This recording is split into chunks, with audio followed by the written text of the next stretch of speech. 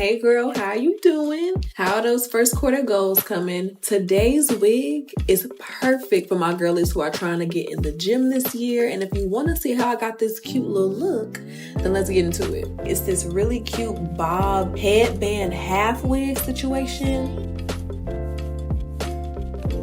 My hair gets laid. Now, for this wig, I went ahead and sectioned out the first couple of rows of tracks, and we're gonna go ahead and straighten everything out and add a little bump to it. And I'm not taking super small sections. I kind of worked my way up in about 1 inch to 1.5 inch sections.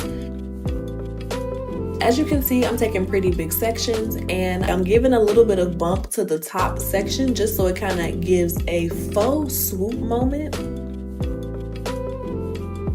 So this is what she is giving.